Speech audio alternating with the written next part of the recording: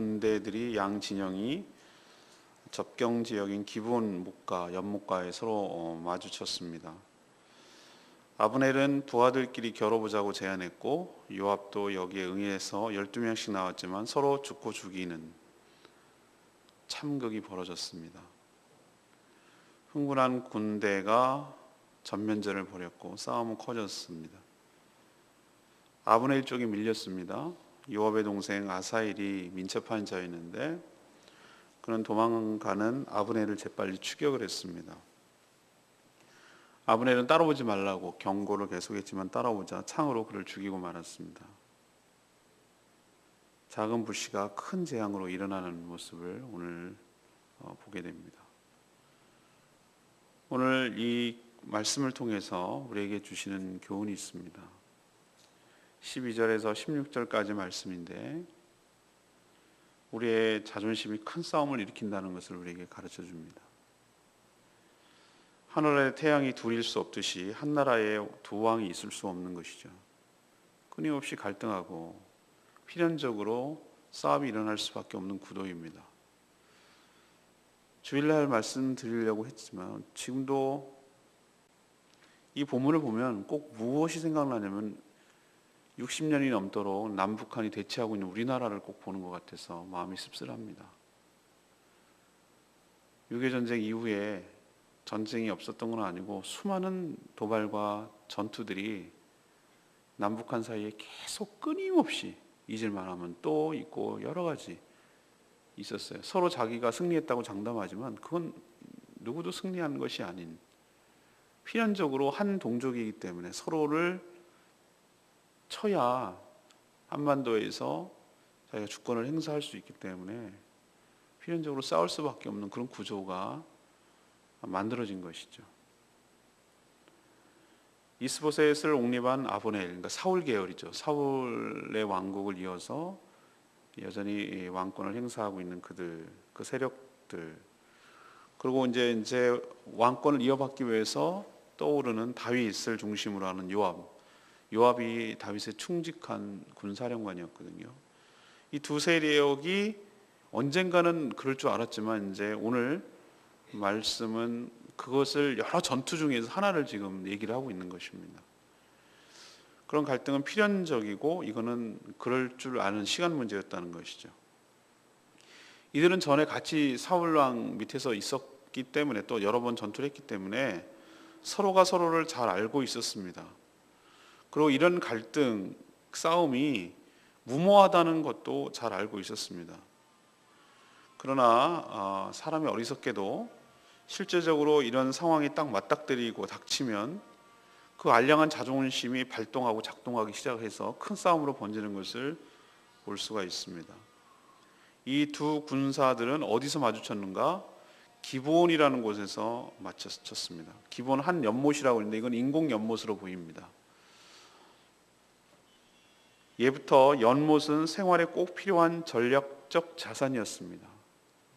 왜 그러냐면은 물이 있어야 농사를 짓고 물이 있어야 목축을 하기 때문에 이것을 차지하는 것, 얼마 되지 않은 조그마한 연못이지만 이것을 누가 차지하느냐 하는 것은 향후 그 세력의 그 향배를 가늠할 수 있는 것이기 때문에 양보할 수가 없는 것이고 또 두 세력의 자존심이 걸린 문제라 이 말씀이죠.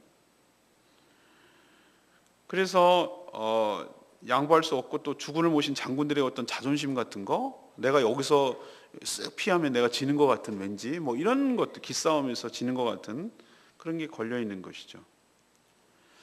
그래서 그 전면전을 처음부터 하는 것은 아니고 그거 부담스럽기도 하고 그래서 처음에는 부하들끼리 나와서 누가 더 센지 한번 보자 뭐 힘겨루기 같은 그런 것을 제안을 아브넬 쪽에서 먼저 합니다. 그래서 12명씩이 나왔죠, 군사들이. 근데 그 군사들은 용맹한 자들이었어요. 죽음을 두려워하지 않는 자들. 그래서 선수 대표답게 서로가 서로의 머리를 잡고 죽였어요. 그리고 다 죽었어요. 24명이. 참 어처구니 없고 어이없는 일이라고 할 수가 있는 것이죠. 우리도 보면요, 특히 남자들이 더 할 수도 있는데, 아니 여자분도 사람이 다 그래요. 묘한 자존심 같은 게 있어요. 자존감하고 자존심은 많이 다릅니다. 자존감은 자기를 귀하게 여기는, 하나님 입장에서 자기를 귀하게 여기는 그런 마음이라면, 자존심은 뭐죠? 남들이 나를 무시하는 것을 견디지 못하는 뭐 이런 것이죠. 여기도 보면은 그 싸움을 피했어야죠, 그죠? 이런 일이 걸리면 더 큰 싸움으로 번질 수 있고, 누구도 이거는 완전한 승리가 되지 못한다라는 것을 좀 깨달았어야 되는데, 이 장군들의 알량한 자존심 때문에 그것이 부딪히니까 이것이 큰 싸움의 도화선이 되고 마는 것이죠. 저도 그런 것을 많이 경험하고 또 살면서 그것을 깨닫습니다만, 사람이 참 어리석어요. 어리석다는 것을 깨달아요.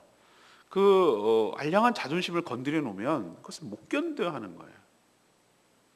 그래서 반발을 하고 싸우고 이러는 거죠. 마치 거기서 굴복하고 지면은 자기가 마치 지는 것처럼 생각을 해서 괜히 허세를 부리고 자존심을 내세우어서 큰 싸움으로 번지는 경우가 얼마나 많은지 모릅니다. 그래서 오늘 첫 번째로 우리에게 주시는 것은, 교훈은 그거예요. 쓸데없는 자존심 버리라고. 그것이 엄청난 큰 비극, 이제 앞으로 얘기하겠습니다만 큰 비극의 씨앗이 되고 그것이 단초가 돼버려요. 그래서 여러분도 지는 것이 이기는 것이다 라고 어른들이 말하는 것이 무슨 뜻인지 이제 살면서 조금씩 깨달아요. 이겨먹는 것이 이기는 것이 아니라는 것이죠. 오히려 지는 것이, 자존심을 굽히는 것이, 오히려 그것이 더 크게 이길 수 있는, 큰 싸움을 막을 수 있는 길이라는 것을, 그런 지혜를 이제 나이 먹어가면서 또 말씀을 통해서 다시 한번 깨닫게 되는 것이죠. 아무튼 하나님께서 오늘 뭐라고 첫 번째로 얘기하시냐면, 그 알량한 자존심 내려놓으라고. 그게 이기는 거 아니라고. 그렇게 해서 네가 존중을 받는 게 아니라고. 그렇게 되면 더 큰 싸움이 일어난다고 우리에게 가르쳐주고 있습니다. 오늘 두 번째 얘기는, 오늘 그런 얘기를 좀 하고 싶어요. 우리의 감정과 이 싸움의 관계에 대해서 얘기를 하고 싶은데, 17절에서 19절까지 두 번째 얘기는 이 분노함이 여러 사람을 죽인다는 것을 우리에게 교훈을 가르쳐 줍니다. 이 양 진영에서 각 진영에 나온 대표로 나온 12명의 군사들, 근데 싸움이 좀 희한한 싸움이에요. 12명이 뭐 집단으로 싸운다는 것도 아니고, 한 명씩 나와가지고 뭐 1대1로 싸워가지고 지는 주면은 또 다음 선수 나오고 뭐 우리 게임 하듯이 뭐 이런 게 아니라, 서로가 서로의 머리채를 잡고 칼로 상대방의 옆구리를 찌르는 거예요. 이런 바보가 어디 있습니까? 그럼 다 죽잖아요. 근데 난 맨 처음에 이 싸움을 이해를 못했어요. 근데 나중에 깨달았어요. 이게 무슨 싸움이냐면은, 제가 주일날도 말씀드리면 치킨 게임이에요. 치킨 게임이 뭐냐? 누가 겁쟁이냐를 보는 거예요. 겁먹고 돌아서고 안 나오면 지는 거예요, 저쪽에서. 예를 들면 이런 겁니다. 골리앗과 다윗 싸움 여러분 아시죠? 골리앗이 엄청 큰 거구의 장구였어요. 그럼 블리스 나와가지고 막 나와봐라 막 큰 소리 치는데, 여기에 아무런 대꾸도 못하는 이스라엘은 뭐가 됩니까? 겁쟁이가 되는 거예요. 사기가 팍팍 떨어지는 거예요. 한 명이 나와서 막 하지만 사실은 자기 진영의 대표 선수이기 때문에 그 선수를 맞싸울 사가 없다라는 얘기는, 한 명이 아니라 전체 군대의 어떤 사기, 그 하나의 장면 가지고 사기의 문제이기 때문에 12명이 딱 나왔는데 저쪽은 12명이 나오고 꽁무니를 뺀다. 겁을 먹어. 죽을까 겁이 먹어서. 죽는 게 두려워서 꽁무니를 빼면 저쪽이 뭐 하는 거죠? 우리한테 지는구나. 기싸움에서 지는구나. 이렇게 생각하는 싸움이었던 거예요. 치킨 게임이 뭐냐? 옛날에 그 영화도 있었잖아요. 둘이 절벽을 향해서 자동차로 막 달려가요. 그래서 누가 절벽 가까이에서까지 갔느냐. 그러니까 겁먹어가지고 먼저 쓰는 사람이 지는 거예요. 왜? 겁먹어. 새가슴이라고. 지는 건. 그런 무모한 그 게임, 그런 시합을 하는 것들을 말하는 거예요. 여기서도 그런 것으로 저는 보입니다. 자, 12명이 그렇게 머리채를 잡고 서로 찌르면, 그건 다 죽는 거 아니에요, 그거? 서로 죽자고 한 건 아닙니까? 왜 이런 결과가, 다 죽는 결과가 나올 줄 몰랐을까요? 저는 동물적이다라고 말하잖아요. 동물적인 감각. 이게 아주 굉장히 원초적이고 그런 것인데, 동물들은 제가 도 말했지만 그 부모 자식 간에 동물들이 다 어느 정도 딱 키우면은 동물들 엄마랑 자식이라 하더라도 남남이에요. 서로 자기 영역을 찾아서 영역이 겹치면 서로 죽으니까, 먹잇감이 줄고 그러니까. 그래서 아주 냉정하게 내칩니다. 딱 버려두고 자기는 딴 데로 가요. 어미가 어느 정도 얘가 독립적으로 생활할 수 있다라고 딱 판단하면 너는 너, 나는 나예요. 이런 걸 참 잘해요. 근데 사람은 그걸 못 해가지고 비극이 일어나고 가정에도 어려움을 겪는 거라고 내가 칼럼에 쓴 적이 있어요. 지난주 칼럼에. 저는 오늘도 마찬가지라고 생각합니다. 이 동물적인 감각이라는 것이 동물들은 잘 해요. 예를 들면 이런 겁니다. 둘이서 이제 뭐 호랑이나 뭐 곰이나 뭐라도 상관없어요. 영역 싸움을 하는 고양이라도 좋아요. 들고양이라도 괜찮아요. 딱 맞닥뜨렸어요. 맞닥뜨려서 서로 자기 영역인지 어쨌든지 자기가 생각하는 자기 영역이라고 생각하는데 딱 맞닥뜨렸어요. 그럼 어떻게 합니까? 동물들은 한번 겨뤄보죠. 하고 뭐 이렇게 으르릉 거리고 하면 맞짱을 뜨는 거죠. 그랬는데 어떻게 합니까? 한두 번 이렇게 해보고 딱 느낌을 알잖아요. 아, 이거는 게임이 안 되겠구나. 이건 내가 하겠구나. 싸우는 거는 극히 드물어요. 그런 거 여러분 많이 보셨습니까? 싸울 때는 자기가 죽게 생겼을 때 싸우는 거, 죽자고 덤비는 때 자기가 죽으니까 그때 싸우는 거예요, 동물들은. 그러나 영역을 하거나 이것을 이렇게 힘겨루기를 할 때 몇 번 해보고 추닥거덕 거리기는 하는데 죽을 만큼 그렇게 하지는 않아요. 동물들은 그걸 알아요. 이렇게 하면 나도 죽을 수 있고, 내가 죽지 않고 얘가 죽인다 한들 나도 치명상을 입으면, 동물들은 치명상을 입으면 병원도 없고 어디도 없고 그거는 생존에 아주 치명타를 겪기 때문에, 쟤를 죽인다 한들 내가 상처를 크게 입으면 나도 죽을 수 있기 때문에, 시간 문제이기 때문에 이렇게 싸우는 것은 무모하다는 것을 동물은 알아요. 그래서 힘겨루기를 하고 몇 번 투닥거리고, 아, 이거는 게임이 안 되겠구나. 아니면 사냥이 뭐 뿔로 한번 딱 부딪혀 봐가지고 이게 얘가 힘 세네, 안 되겠구나 라고 하면은 도망가는 거예요. 그게 서로가 사는 길이에요. 근데 인간은 어리석게도 그 알량한 자존심 때문에 결국은 피를 보고 말아요. 문제는 사람이 피를 보면 흥분하고 결국은 참지 못해서 더 큰 화를 자초하는 경우를 많이 봅니다. 이제 이성을 잃어버리는 것이죠. 우리 동료가, 우리 팀이 저렇게 죽었는데 내가 평상시 알고 지내고 친하게 지냈던 동료가 저기에 의해서 죽고, 그것도 12명이나 죽어나가는 것을 자기 눈으로 본다 이 말이에요. 그러면은 이런 상황에서 누가 이성적으로 판단하고 누가 그걸 제어할 수가 있겠습니까? 이런 상황이 딱 되면은, 아, 이거는 이렇게 되면 큰일 나겠구나라고 생각하고 아브넬이든지 요압이든지 스톱 시켰어야 되는 거예요. 이런 거 애초에 안 하는 게 낫고, 만약 이런 일이 벌어졌다 하더라도 흥분을 가라앉히고 냉정하게 사태를 바라볼 수 있도록 해야 됨에도 불구하고, 오히려 이들이 더욱더 흥분해서 양 진영이 엄청난 전쟁으로, 전면전으로 확대되고 확산되고 말아갑니다. 사실 이렇게까지 이들이 연못가에 만났을 때 이번에 한번 진짜 죽자 사서 한번 덤벼서 싸워야 돼, 이런 생각을 하고 만났겠어요? 정찰 갔다가 우연히 갔다가 이 연못을 이건 우리 편으로 해야 이 농사도 짓고 하겠는데 라고 생각하고 했는데 우연히 딱 마주친 거예요. 항상 싸움은 우연히 마주쳐가지고 으르렁거리다 이렇게 싸우는 거거든요. 처음부터 이렇게 싸움이 전면전으로 확대되고 그렇게 바라지도 않았고 계획도 없었어요. 하지만 이 분노를 제어하지 못하니까 엄청난 비극으로 초래된다는 것을 뒤늦게 이들이 깨닫게 되는 것이죠. 이처럼 인간이 어리석다는 거예요. 사람이 분노할 수 있어요. 그러나 그때 뭘 하면은 더 큰 비극과 아픔을 초래한다는 것, 우리에게 교훈을 가르쳐주고 있는 줄로 압니다. 흥분이 됐을 땐 우리 어른들이 그러잖아요. 진정하라고, 심호흡하고 열만이라도 좀 세라고. 그리고 일단은 뭐 하라고요? 그 자리를 좀 피하라고. 왜? 거기에 있으면 더 흥분하게 되고 더 감정으로 치닫게 되고 사람이 감정이 이성을 지배해버리고 그냥 성나는 대로 해버리니까. 그게 더 큰 파국과 더 큰 수습할 수 없는 비극을 초래한다는 것을 경험상 알기 때문에 하지 말라고 얘기를 하는데 오늘도 보면은 그래요. 분노함이 더 큰 사람을 죽이고 더 큰 비극을 초래한다는 것 우리에게 가르쳐 줍니다. 그래서 뭐 하는 겁니까? 사람이 화가 날 수 있지만 해질 때까지 품지 말고, 해질 때는 안 해. 분노할 때는 뭐 하지 말고 일단 그 자리를 피하고 좀 생각해 볼 수 있는, 자숙하고 좀 생각해 볼 수 있는 시간이 지혜롭고 현명한 것이죠. 그게 비겁하고 지는 것이 아니라 그것이 현명한 것이죠. 무엇이 서로를 위한 거인가? 무엇이 진정으로 나를 위한 것인가? 라는 것을 생각해 보는 것이 지혜로운 일일 줄로 압니다.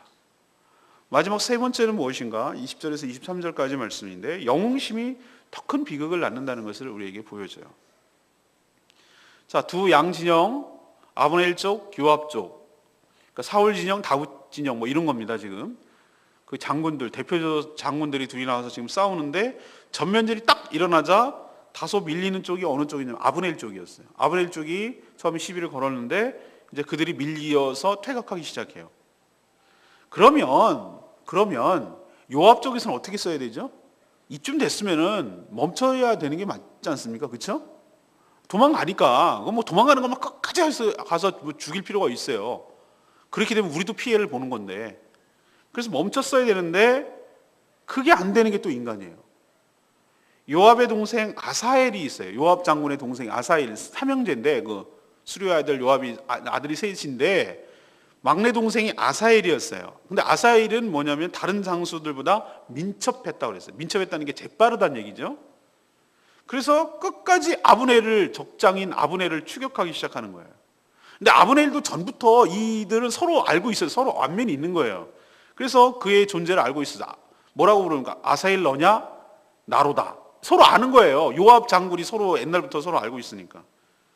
그래서 뭐라고 얘기냐면은 야, 왜 끝까지 날 찾냐? 너가 전과를 올리고 싶으면은 우리 병사 중에 좌우로 한 명을 쳐서 그 군복을 빼앗아라. 다시 말해서 그걸로 전과를 올리지 왜 굳이 나를 잡으려고 하냐? 날 놔줘라.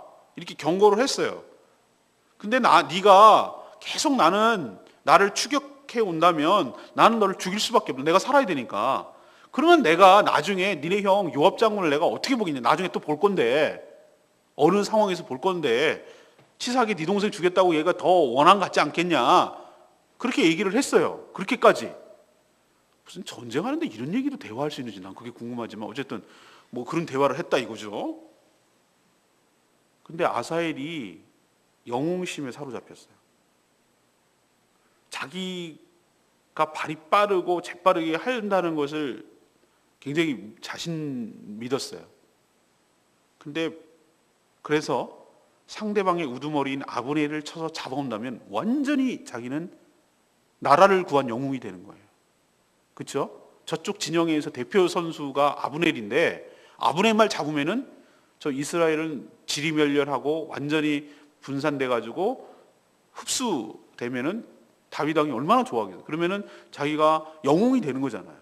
그거가 영웅 심리거든요. 그래서 포기하지 않아요. 그리고 끝까지 아브넬을 추격합니다. 그럼 아브넬이 바보고 그렇습니까? 아브넬이요 백전노장입니다. 사울왕 밑에서 얼마나 많은 전투를 치렀는지 백전노장인지 몰라요. 아사엘 잘하는 거 빨리 달리기밖에 못해요. 얘는 달리기만 잘해. 달리기만 잘하면 뭐래? 싸움이 달리기 하는 겁니까? 근데 추격하다가 막 도망가는 척하고 긴 창을 갖다가 이 얼마나 머리가 좋은 사람인지 나는 창을 빼쪽한 쪽을 찔른 줄 알았어요. 아니요. 제가 보기에는 이것을 그려내는데 막 말 타고 가다가 추격하다가 창을 땅에다가 뒤따라오는 아사엘을 의식을 해서 정확하게 겨냥을 해가지고 땅에다가 창을 딱 꽂아요. 빼쪽한 쪽으로. 근데 그 추격효에는 속도 때문에 제어를 못하고 뭉뚱한 쪽이긴 하지만 너무 빨리 달려오니까 어떻게 됩니까? 창에 배가 찔렸는데 등까지 나와버린 거예요. 즉사했어요. 오늘 성경에 보니까 창으로 관통시켜 죽였다고 그랬어요. 자, 우리가 여기서 또 볼 수 있는 게 있어요. 한 인간의 과욕이 뭘로 끝나는 거예요? 죽음으로, 비극으로 끝나요. 근데 한 죽음으로 끝나지 않는다는 것을 여러분, 이게 제가 지금 말씀드린, 지금 우리는 사무엘 하를 묵상하고 있으면 이게 어디까지 연결되냐면 열왕기 상까지 연결되는 거예요. 이 하나 사건이. 그러니까 지금 사무엘하를 기록한 사람은 이 여러 가지 이 둘 사이에 왜 전투가 하나만 있었겠어요? 아브넬 쪽하고 요압 쪽하고 전투가 한두 번이었겠어요? 엄청나게 싸웠다고요. 근데 이 장면을 세세하게 기록하고 있는, 이 전사하는 장면을 세세하게 기록하고 있는 이유가 이 장면 때문에 나중에 엄청난 비극이 벌어진다는 것을 분명하게 보여주기 위해서, 왜 이런 비극이 일어나는지를 보여주기 위해서 얘기를 하고 있어요. 미리 말씀 살짝 드릴까요? 아사엘이 누구 동생이라고 그랬죠? 요압 동생이라고 그랬어요. 요압이 자기 동생이 아브넬 때문에 죽었어요. 그럼 어떻게 하겠습니까? 내 동생을 죽인 원수 가만두겠어요? 다윗이 죽이지 말라고 그랬는데도 불구하고 자기가 임의로 몰래 아브넬을 죽여버립니다. 나중에 다윗이 화가 머리끝까지 났어요. 내 명령을 어기고 네 맘대로 해, 네 개인적인 사적인 감정을 가지고 그렇게 네 맘대로 해. 그래서 솔로몬한테 왕위를 물려줄 때 뭐라고 얘기냐면은 요압 쟤 위험한 애니까 다 쳐 죽이라고 그랬어요. 제거해라. 쟤네 세력들 다 제거해야 네가 왕권이 쓴다고 그랬어요. 그래서 요압 장군을 갖다가 다 죽입니다. 솔로몬이 딱 왕권 잡은 다음에. 이제 아시겠죠? 무슨 뜻인지? 이런 비극이 사실은 하나의 시작부터 시작이 되는 거예요. 모든 비극은 하나의 사건으로 시작이 되는 거예요.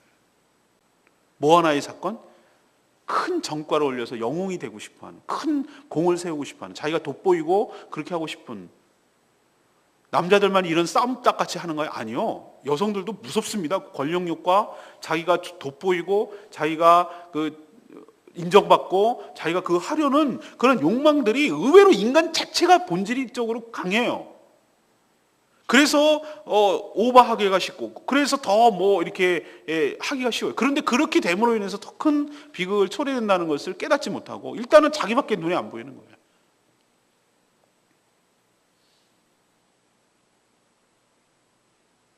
레마의 말씀이 14절 말씀.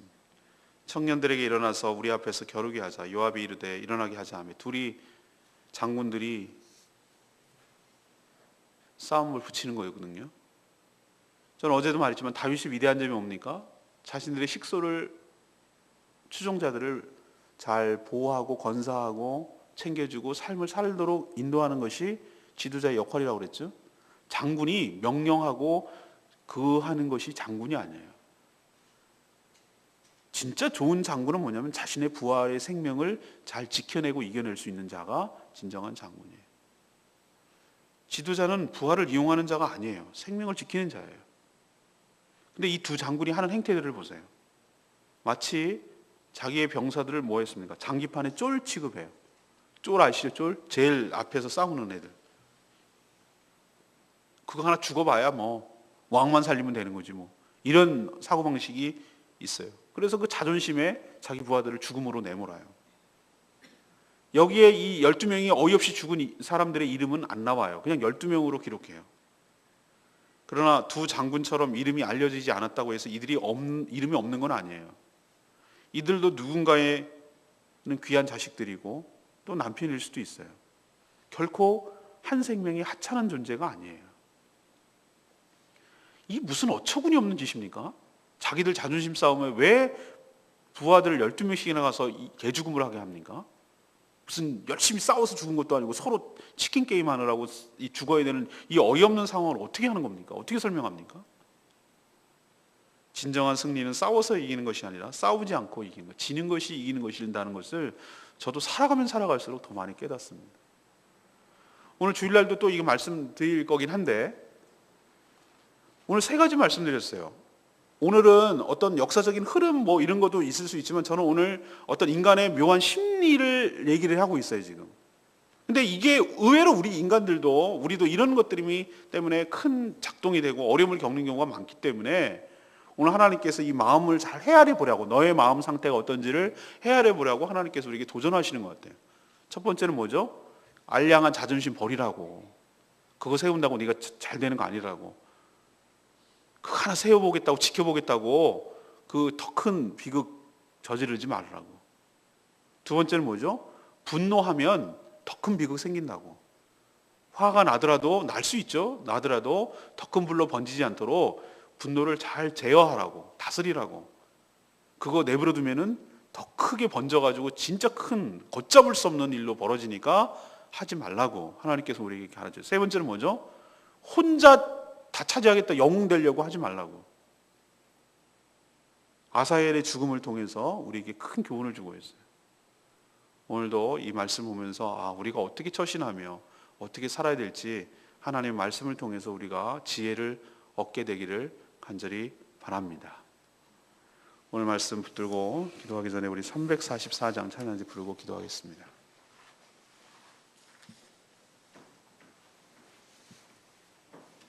나의 영혼이 잠잠히 하나님을 바라며 오직 주만이 나의 반석 나의 구원이시니 내가 요동치 아니하리라. 나의 영혼이 잠잠히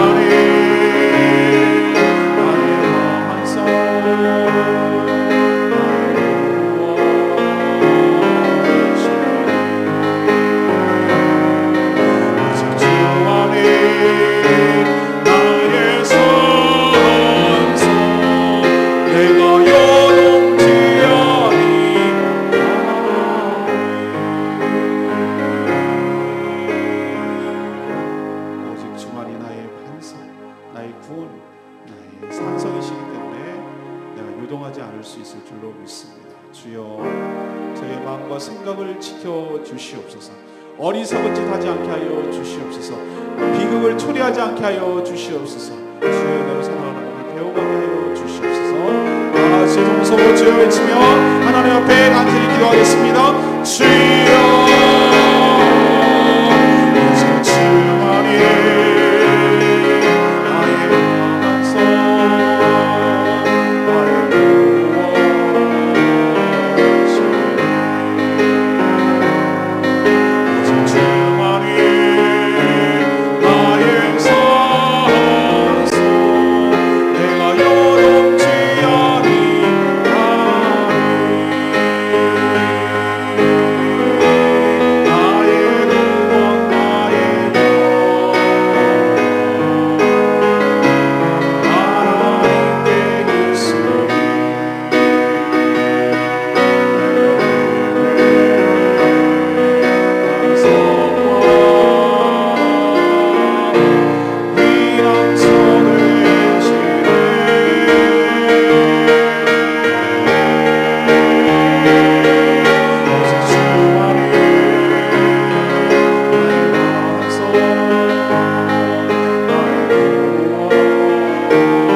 구원이시니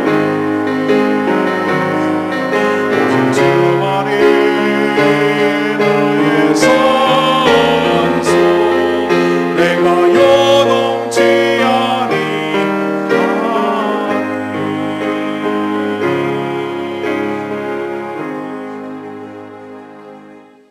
저희도 살면서 수많은 갈등 상황에 직면합니다. 그러나 오늘 말씀을 통해서 깊은 교훈을 얻게 하여 주시고 삶의 지혜가 생기게 하여 주시옵소서. 자신의 알량한 자존심 때문에 엄청난 비극을 불러일으키지 않게 하여 주시옵소서. 싸워야 이기는 것이 아니라 싸우지 않는 것이 오히려 이기는 것임을 깨닫게 하여 주시옵소서. 분노를 계속 품지 않게 하시고 원한 갖지 않게 하시고 주님께 모든 것 맡기게 하여 주시옵소서.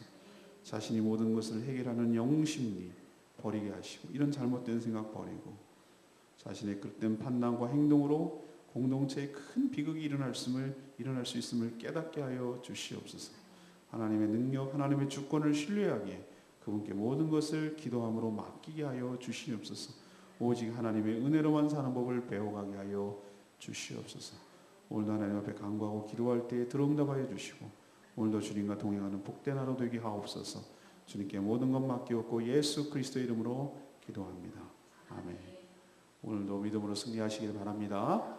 말씀이 우리 삶을 지배하기를 원합니다. 기도하겠습니다.